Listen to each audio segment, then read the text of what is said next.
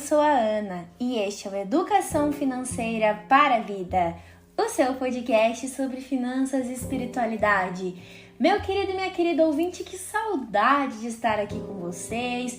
Já peço desculpas por esse ato, de programas, mas assim, eu não estava muito bem de saúde, precisava dar uma pausa, então eu deixei um tempo para vocês curtirem o último episódio com a Natália Arcuri, os episódios atrasados, então deu tempo de vocês colocarem os programas todos em dia. E para voltar depois desse hiato, com a corda toda, a gente separou um tema muito curioso, muito divertido, que eu acho que vocês vão amar. E para estar aqui comigo, como sempre, é claro, eu vou chamar o membro permanente mais amado do Brasil e do mundo, Augusto Martins. Olá, Ana Carolina, muito obrigado por essa acolhida maravilhosa. E para você e para os nossos ouvintes, eu digo e repito, bom dia, boa tarde, boa noite ou boa madrugada. É isso mesmo, onde você estiver, esteja na paz e no bem, esteja construindo um mundo melhor. Muito obrigado pela sua audiência, você que está aí no carro, com cinto de segurança, fazendo aquela direção defensiva e econômica, você que está no trabalho, ou caminhando, ou fazendo uma faxina onde você estiver. Nós agradecemos imensamente a sua presença aqui conosco, nesse espaço, nesse lugar privilegiado, onde nós falamos de espiritualidade e finanças de uma maneira como você nunca viu. Muito bem, Augusto, tá saudade desses programas, viu, gente? O tema de hoje é dinheiro, para variar, né? Mas não é simplesmente assim, né, galera? Hoje a gente vai falar um pouquinho das várias faces do dinheiro, dos vários nomes que o dinheiro tem no mundo e principalmente aqui no Brasil. Se você nunca parou para pensar, como você se refere ao dinheiro, né? Mas antes disso, enquanto você já vai pensando aí, né, ouvindo a gente, vamos falar um pouquinho da origem dessa palavra. E aos poucos, nesse episódio, você vai vendo como que é a minha relação com o dinheiro, né? Isso. Aproveitando esse gancho que a Ana deu, se você já quer colocar ali, olha, gente, eu penso o dinheiro dessa forma. A gente vai deixar aqui uma caixinha nesse podcast, ou onde você estiver escutando, seja no YouTube, coloca lá, olha, o dinheiro eu chamo ele assim. Qual o nome, que você dá? Qual nome você dá para o dinheiro? E quais são as várias faces que o dinheiro tem? Você já teve curiosidades? Então fique conosco e vamos lá! Olha só, então iniciando essa reflexão, vamos lembrar que o termo dinheiro vem de denário, que é uma palavra utilizada para se referir à quantidade de 10 asses, que né? É uma língua latina, né? Denário, que era muito utilizado no Império Romano. Isso. E aí, como o latim foi assim a fonte que derivou várias línguas, então dinheiro, como a gente chama aqui no português, tem a sua origem ali na língua, né, do Império Romano. E essa era a menor moeda utilizada durante esse império, né? O assis, né? O denário, que correspondia a esses 10 assis. Era a menor moeda que existia e aí se chamou dinheiro depois, como a gente usa hoje, né? E assim como no Brasil, a gente tem em vários países diferentes expressões populares, palavras para se referir ao dinheiro, como gírias, né, gente? Nós separamos aqui algumas rapidamente para vocês que estão aí pelo mundo todo, tá? Depois a gente pode deixar um artigo na descrição. Foi da onde a gente pegou essas fontes. É uma reportagem bem legal. Olha só, gente, muitas culturas no mundo, curiosamente, relacionam a economia, as finanças com os animais. Olha só. No Reino Unido, por exemplo, lulas ou squids é uma gíria para se referir ao dinheiro. Caramba! Me lembrou da série lá, do Squid Games lá, né? Do Round 6. Não era essa associação. Era uma brincadeira, né? Era associação de brincadeira, mas eu lembrei na hora. Os alemães podem chamar o dinheiro de mosquito, gente. Mosquitos. Vocês já pararam pra pensar nisso? Que seria assim, eu não sei falar alemão, né, gente? Mas aqui tem Miken. Então seriam mosquitos. Já na Dinamarca, 100 coroas são chamadas de cão. Isso porque o 100, em dinamarquês, é encurtada para hund, que é cachorro. O mesmo acontece com 1000 coroas, também chamadas de sapo, de 1000, de 1000, que vira tuds, que é sapo. Olha só. Caramba, que legal! Tudo de abreviações das palavras, né, gente? Uma nota de $20 australianos pode ser chamada de lagosta vermelha, gente. Red lobster, pelos os moradores do país da Oceania. Isso acontece nesse caso por causa da cor da cédula. É uma cor meio vermelhinha, né? E o Valentim veio aqui, ó, dar umas miadas, trabalhar no nosso programa. Gente, vocês não ligam, né? Porque esses estagiários, eles ficam com saudade da gente. Eles querem participar. É o menor aprendiz, né? Ele tem esses rompantes. Mas é curioso, né? Como essas relações entre o dinheiro e os animais, né, Ana? A gente vai como se fazendo comparações, adaptando na linguagem humana, né? Colocando referências dos animais na forma que a gente lida com o dinheiro, né? Como chama. E essa cor também determinou o apelido das notas de $5 na Austrália, que chamam de Pink Lady, ou Dama Rosa numa tradução, porque além da cor tem a imagem da Rainha Elizabeth II, entendeu? E aí já coloca lá Pink Lady. $10 australianos também são chamados de Blue Sminers, que é um tipo de siri dessa região. Pode ser traduzido literalmente como nadadores azuis. Olha só, gente, tudo você vê, a associação aí com animais e cores. E por fim, passando esse giro rápido no mundo, com essas associações, temos aqui com animais, nos Estados Unidos, o dinheiro pode ser chamado de clams. Eu não sei falar muito bem inglês, viu, gente? Uma tradução possível é marisco. Então aí 5 mariscos, por favor, são dinheiros, né? Isso é legal porque quando a gente faz uma viagem, né, ou você tá estudando a língua, às vezes você pode chegar lá e escutar aí, ó, 5 mariscos, né? Aí você fala assim, a pessoa endoideceu? Não, gente, é a gíria pra dinheiro. E olha só que interessante. Além dos animais e das cores, existe essa associação com comidas. Mas com certeza, né? Os norte-americanos também se referem ao dinheiro como cheddar, aquele queijo cheddar que a gente gosta, ou dog, que significa massa, tipo bolo, biscoito, alguma coisa assim, né? Gente, na Rússia, repolho ou limão também são gírias usadas para dinheiro. E na Espanha pode ser pasta, como macarrão, né? Que a gente costuma muito comer ali nessa região. Já na Noruega, você pode ganhar em cereais, greens. E se forem 1000 coroas norueguesas, você está pagando um lençol. Olha só. Eu acho isso muito engraçado, Augusto. Muito mesmo. O aço, o carvão e o cascalho também são utilizados para se referir ao dinheiro. E os alemães também usam carvão e cascalho, como eu falei para vocês, além da Noruega. Gente, Noruega. Essas formas de chamar dinheiro já foram também utilizadas no Brasil, carvão, aço, há muito tempo atrás, né? Mas agora o nosso ouvinte deve estar se perguntando, né? Eu não chamo dinheiro de nenhuma dessas formas. Eu moro aqui no Brasil, eu já ouvi falar várias outras expressões, né? O Brasil é um país continental, vamos lembrar, né? A gente vai trazer aqui alguns elementos, né? Por exemplo, din-din, tostão, barão, cacau, tutu, prata, pila. Quantas outras expressões você conhece, Ana? Tem muito, né? Pila, pra mim, é o que eu mais conheço, assim, da minha idade, da minha época de convivência, assim. Tutu também, mas eu já escutei mais a sua avó falando sobre tutu. Assim. Grana, din-din. Mas o pila, eu escuto aqui, pelo menos no Paraná, as pessoas usam muito pila. Falando em minha avó, tem também o meu tio que chama de faz-me rir. Faz-me rir, isso é bom. Faz-me rir. Gente, existem muitos apelidos para as notas e moedas que a gente carrega na carteira, no nosso bolso, ou que estão lá no banco, né? Ou no cofrinho.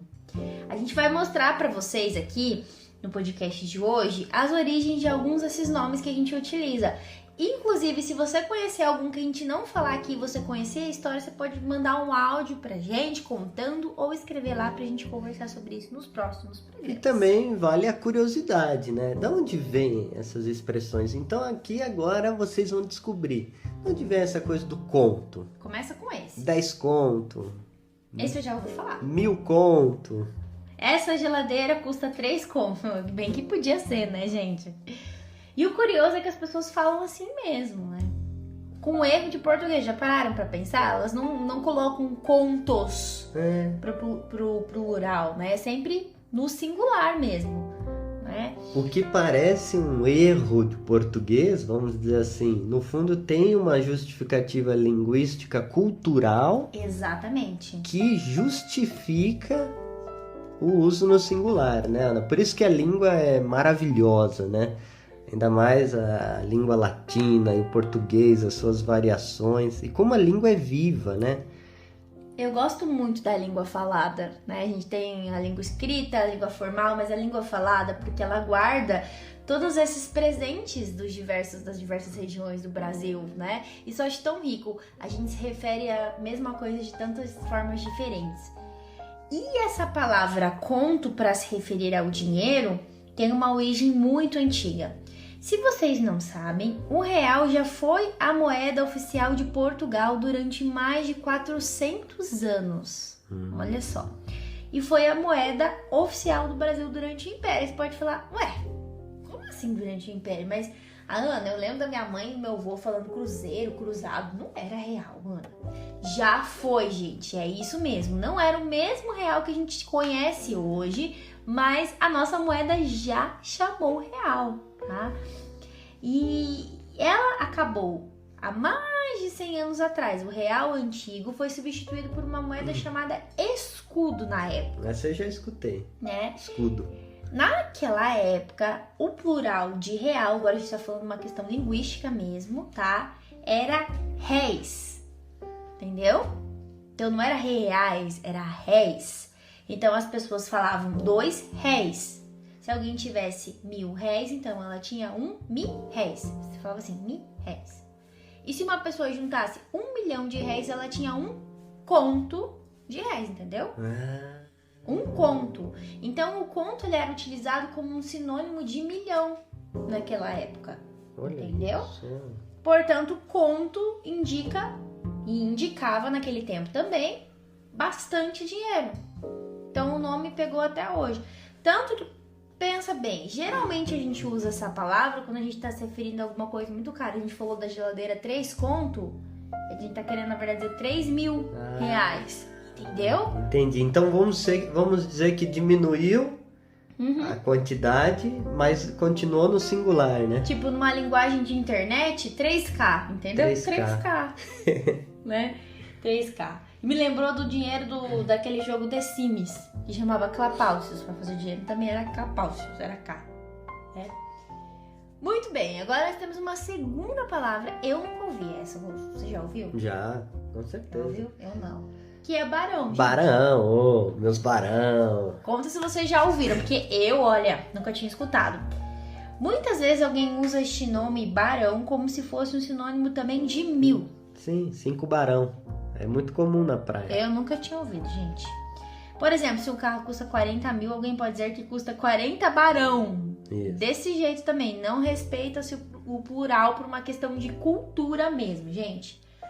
E por quê?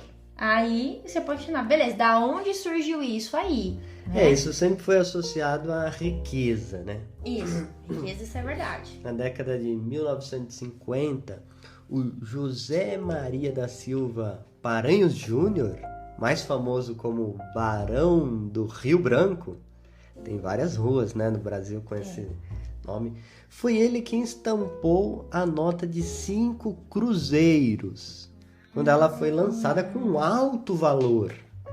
Então, mais tarde, em 1977, voltou a estampar uma nova cédula, ele, né, o Barão do Rio Branco, desta vez 1000 cruzeiros. Então, Agora, atualmente, ele está estampado na moeda, de 50 centavos. Gente, eu vou até depois procurar uma de 50 centavos, porque eu nunca tinha reparado isso aí. Que não tem o mesmo status, vamos dizer assim. Mas o fato é que entre 1950 e a década de 50 e 70, as pessoas costumavam olhar para o rosto, né, do Barão do Rio Branco estampado nas notas e fazer essa brincadeira. Ah, eu tenho tantos barão. Eu tenho 50 barão, eu tenho 5 barão, para dizer, de uma forma assim jocosa, uma grande quantidade de dinheiro. Eu entendi. Mas você sabe que não sai da minha cabeça o negócio dos 50 centavos? Gente, eu vou ter que olhar.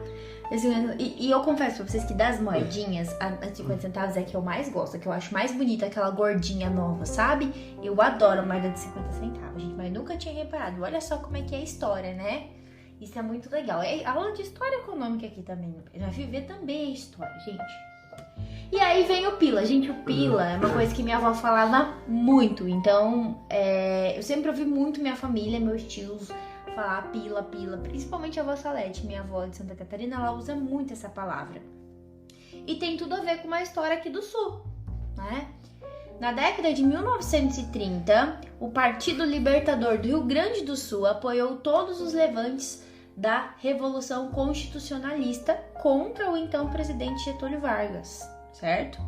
Só que o Vargas, ele conseguiu se eleger naquela época e o principal líder deste partido era um médico e o nome dele era Raul Pila, entendeu? O Raul Pila, ele precisou se esconder, gente, para fugir da perseguição política. E acontece que ele foi pro Uruguai, ele fugiu pro Uruguai, que era pertinho ali na fronteira do Rio Grande, né? Acontece que os correligionários, os amigos dele, a galera do partido, começou a mandar dinheiro para ele. Era como se fosse, imagina, fazendo um piquezinho. Não tinha piquezinho, eles mandavam dinheiro para o Pila se manter no Uruguai. E eles pediam doações. Olha, vamos mandar um dinheiro pro Pila, vamos ajudar o Pila. 5 pila, 10 pila. Sim, e as principais doações, tipo, a maior parte das doações era valor de 1 cruzeiro na época, entendeu? As pessoas diziam na época assim, eu dei 3 pila, eu dei 5 pila, mas ele tava dizendo que eu tava dando 3 cruzeiros para o Pila, entendeu? Então, né, ficou isso aí. E virou uma expressão que começou no Rio Grande do Sul, gente. Tanto que, diferente do conto e do barão, que a gente usa para valores maiores, o pila, pode parar para pensar, a gente usa para se referir a valores pequenos. Ninguém usa 5 pila para... Tipo, falar... 5 mil. 1000 pila é esquisito, mas fala 3, 5, 10... Um barão. Um barão. 1.000. Barão já é outro nível, né? O pila, sempre falava minha avó, ia na padaria, mas 3 pila? Um negócio desse, minha avó ainda falava. Que absurdo, né? Então a gente usa para se referir a pequenas quantidades de dinheiro, certo? E a próxima, Augusto, qual que é? Uma muito tradicional, né? Que é a grana. Grana? Tem uma origem na Itália. Olha que interessante.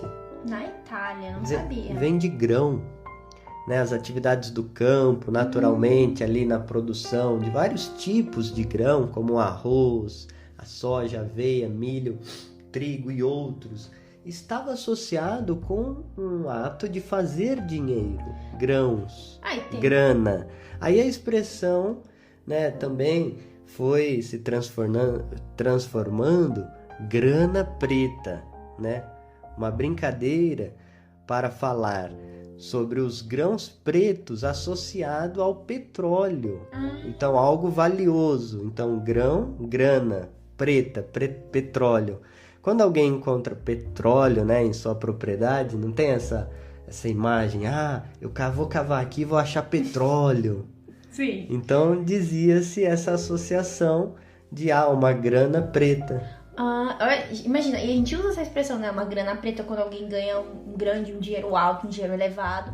Eu costumo observar isso quando as pessoas estão falando mais sobre dinheiros volumosos, né? Grande quantidade de grana. Mas essa questão dos grãos tem tudo a ver também com uma questão econômica, obviamente, né? Vem da Itália, possivelmente, porque se tinha produção, se tinha dinheiro, né? Na época ali da agricultura, antes a gente ter as indústrias e tudo mais. Então é uma expressão bem antiga, né? Gostei. E eu jamais ia imaginar no mundo, assim, que grana preta tinha a ver com petróleo. Gente, se não fosse esse programa de hoje, eu jamais ia saber isso, tá? Bom, trouxemos esses principais apelidos. Se você tem mais, manda pra gente. E agora vamos parar um pouco para refletir sobre a nossa moeda de hoje, o real. Isso um pouco até um adendo, uma coisa rara hoje em dia, né? Coisa rara. Porque para quem manuseia dinheiro em espécie, chamado até de dinheiro vivo, Dinheiro vivo. então pode notar que eles têm aspectos diferentes, tamanhos, têm figuras, têm símbolos. Então agora a gente vai falar um pouco sobre o nosso dinheiro, aqui o real, aquelas imagens que a gente vê, que manuseia. E a gente vai falar agora das cédulas, portanto, primeiramente, que eu acho que é uma riqueza de conteúdo muito grande, que eu também não tinha parado para pensar. Você sabe que eu já fui no Museu do Banco Central em Curitiba, na época da faculdade, e lá tem tudo que já foi usado como moeda no Brasil, tipo um grãozinho, um tipo de mato, enfim, um montão de coisa, gente, de tudo, é muito legal, uma experiência incrível, vão se vocês puderem um dia. E aí, gente, enfim, até chegar na cédula que a gente usa hoje, que é o real, né, não aquele lá do Barão, mas enfim, o de agora, a gente pode ver que tem várias diferenças, mas tem uma coisa que tem em todas as cédulas, que é a imagem de uma mulher. Eu não sei se vocês perceberam, mas é uma mulher. É uma imagem feminina que tá assim, tipo, meio que de perfil, né? Na nota. Gente, eu confesso pra vocês que eu nunca tinha parado pra me questionar quem que era aquela pessoa. Quem é essa pessoa, né? E eu descobri que é uma efígie, ou seja, é uma representação de algo. E o que eu mais gostei de saber é que essa efígie, essa figura da mulher, é a representação, ou seja, a personificação do regime republicano, ou seja, é a república, gente. Por isso que é uma mulher, é feminina, república, né? Maravilhosa. É o regime que a gente vive hoje. Eu achei muito lindo, né? Isso não sabia. E no Brasil esse símbolo está impresso em todas as cédulas, da primeira e da segunda família do real, porque assim, gente, nós tínhamos um estilo de notas, né? Tem até a nota de R$1, que é dessa primeira família, que é uma nota antiga, e depois a gente teve aqui essa segunda leva de notas com novas impressões de moeda, com tamanhos diferentes, mas tanto nas antigas como nessas recentes, a gente tem a República aparecendo. Gente, eu achei isso maravilhoso, né?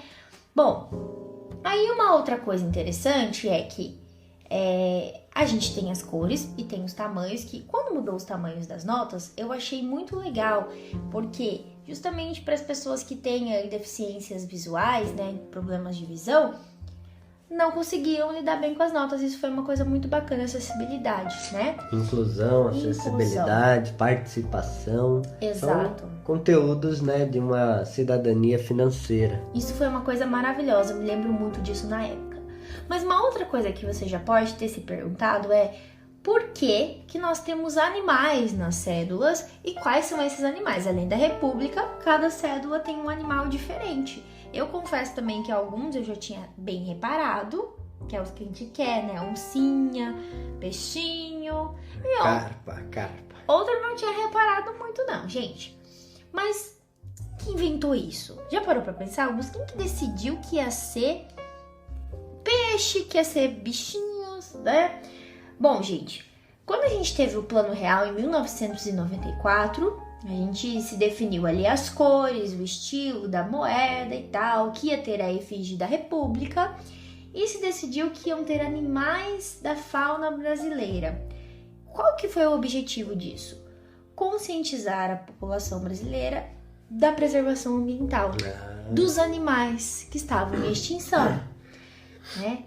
E isso foi influenciado pela Conferência das Nações Unidas sobre o Meio Ambiente e Desenvolvimento, que aconteceu no Rio em 1992. Famosa ECO 92. ECO 92, o pessoal também fala Rio 92, né? Muito bem, gente. E recentemente também a gente teve a inclusão da nota de R$200, a nota mais nova que chegou nessa família. E se escolheu o lobo-guará, né? Só que essa definição, gente, já foi votada um muito tempo atrás. Nos anos 2000, o Banco Central fez uma enquete para que as pessoas decidissem que animais que elas gostariam, né, ameaçados de extinção, que estivessem possíveis novas cédulas do real. Em primeiro lugar, ficou a tartaruga marinha, porque não sei se vocês lembram. Maravilhosa. Antes tinha a nota de 1 e de 5 não tinha nota de 2. 1, 5 e 10, né? Não tinha. Nem 20 tinha. 1, 5, 10, 50, 50 e 100. Ó, Gente, Augusto tá entregando a idade dele, né? Mas enfim, né? Então, quando foi vir essa nova família do real, que veio em 2008 ali, o que acontece? Em primeiro lugar, a tartaruga marinha que venceu, que foi colocada na nota de 2. Uma fofa. Lindíssima. O mico-leão dourado, em segundo lugar, foi colocado na nota de 20. Ah, como eu gostava. Eu também adoro mico-leão dourado. Eu trabalhava na praia vendendo meus quadrinhos, eu vendia por um mico-leão dourado. É um mico-leão. Era 20 reais. 20 reais. E aí, gente, olha só, o lobo-guará ficou em terceiro lugar, só que não teve uma terceira nota na época, entendeu? Então o lobo-guará ficou em stand-by. Aí, quando surgiu essa questão da nota de 200, vamos colocar o lobo-guará, porque já foi feita essa enquete e ele ficou em terceiro lugar. Gente, além disso, dessa diversidade da fauna brasileira, se teve, então, vários elementos de segurança. A gente pode um dia fazer um podcast só sobre isso, tá? Mas agora, rapidamente para vocês, olha que interessante. Na nota de 2, então, a gente tem a tartaruga Heteroclelis imbriacata, uma das 5 espécies de tartarugas marinhas que são encontradas aqui na costa brasileira. Ela é muito ameaçada de extinção, vive em recifes de corais e costas rasas. Na moeda de R$5, a gente tem a garça Casmerodilus albulus, uma ave pernalta que é uma espécie muito representativa da fauna encontrada no Brasil. Habita lagos, rios e passou a ser alvo de caça para pegar as suas penas visadas para a produção, gente, de chapéus. Vocês acreditam nisso? Olha a garça. Eu confesso que a garça eu nunca tinha parado para reparar, sério mesmo. Na nota de 10 nós temos a linda, maravilhosa arara, né? Uma ave de grande porte da família dos Piscetacídeos, né? Ela é típica do Brasil e de outros países latino-americanos. Tem na Amazônia, florestas no leste do país, no Espírito Santo, Rio de Janeiro. E aqui no interior do Paraná, no Parque das Aves, nas cataratas, tem umas maravilhosas, pessoal. Olha, indico para vocês virem um dia aqui, tá? Na nota de 20, nós temos o amado pelo Augusto mico-leão dourado. Ele é bonito. Né? Um primata alaranjado de cauda longa, é nativo da Mata Atlântica, é símbolo da luta pela preservação das espécies brasileiras. Tá vendo? Porque eu gosto. Mata Atlântica, Baixada Santista. E ele é muito lindo, né? Quando a gente pesquisa as imagens dele no Google, ele é muito fofinho. Na nota de 50, a gente tem eu amo de paixão. Aqui vive aparecendo, gente, aparece porque a gente mora perto do Parque Nacional do Iguaçu. De vez em quando pinta uma por aqui. A onça pintada, gente, literalmente, né? Gente, a onça pintada, infelizmente, ameaçada de extinção. Ela é encontrada na Amazônia, no Pantanal Mato Grossense, aqui no Paraná também a gente tem. Infelizmente, muitas pessoas querem a onça para vender a sua pele, para fazer casacos, né? E aqui volta e meia aparece, tem projetos lindos, né? O pessoal cuida das onças, os filhotinhos são fofos. Ai, eu amo, gente. E na nota de R$100 a gente tem um peixe marinho. Eu também não sabia, gente, que era um peixe marinho. E tem no desenho ali vários elementos que é o mar. Mas eu não tinha reparado. A famosa garoupa. Garoupa, né? É um peixe encontrado nas costas brasileiras que se alimenta de outros peixes menores de crustáceos. E também é um peixe ameaçado de extinção. E, é claro, por último, nós temos ele, o nosso lindão lobo-guará, encontrado na América do Sul, que habita no Cerrado, né? Vem sofrendo pela redução do seu habitat e atropelamento nas rodovias. Então, sofre com os incêndios, né? As queimadas. Se eu não me engano, eu falei errado naquele momento. Falei de senha, eu falei carpa, é garoupa. Não, é garoupa, é porque, né? O Augusto ficou emocionado, é que faz tempo que ele não vê uma, né, gente? Faz muito tempo. E pra quem esqueceu da nota de R$1, aposentada, raríssima, inclusive, vale caro aí pra comprar. Gente, é o beija-flor, gente, maravilhoso. Existem mais de 100 espécies de beija-flor no Brasil.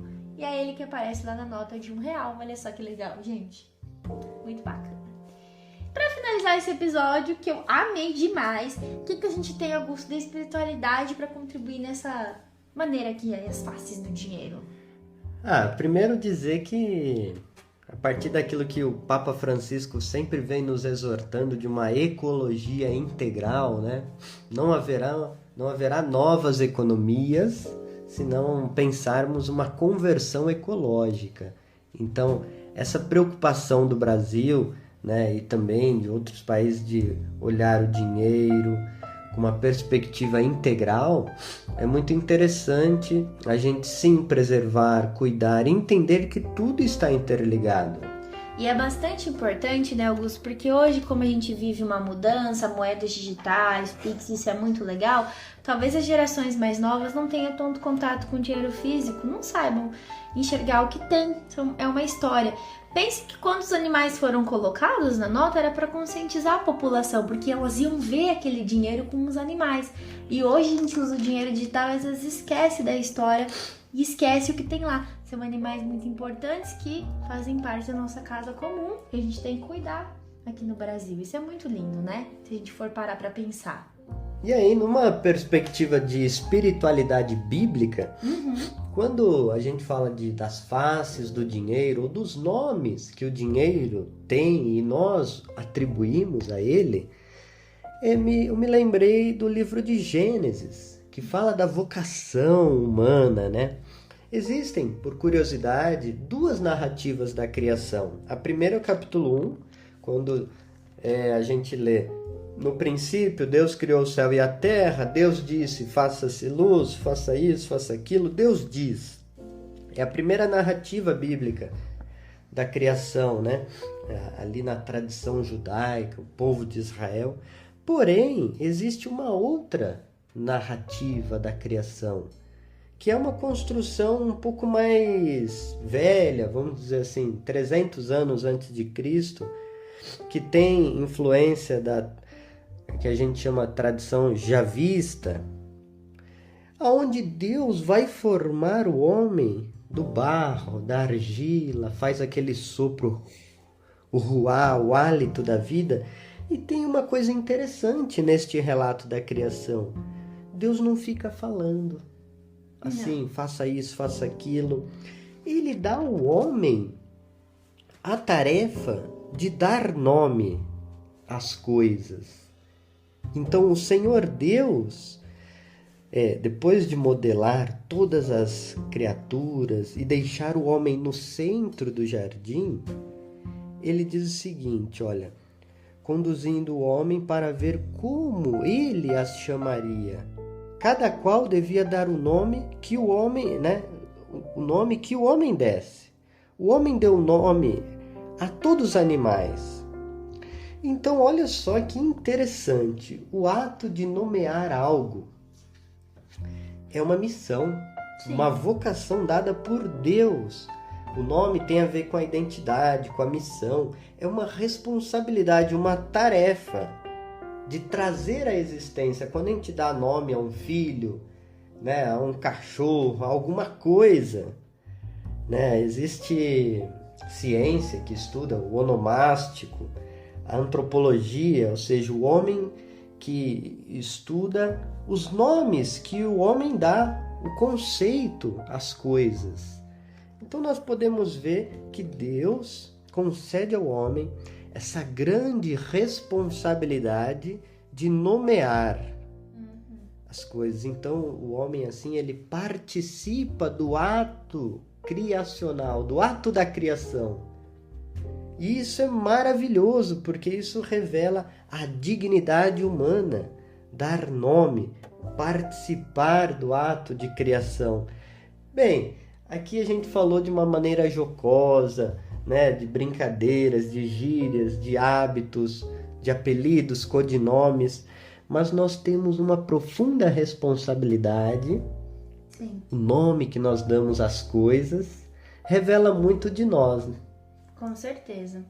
E também eu acho que é importante porque a partir disso a gente também pode pensar em como a gente utiliza, porque se a gente tem a responsabilidade de nomear, nós temos também a responsabilidade de bem utilizar algum recurso, né? Dada essa ideia, como eu estava falando, dos animais, né? A trajetória que a gente vem ali da nossa moeda, do porquê que isso aconteceu. E é uma história importante da gente relembrar, né, Augusto, da gente estar falando aqui.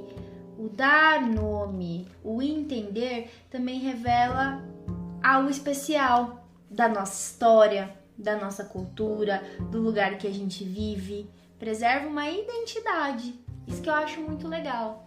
E isso revela ainda mais a vocação do homem de ser o cuidador, o guardião da criação.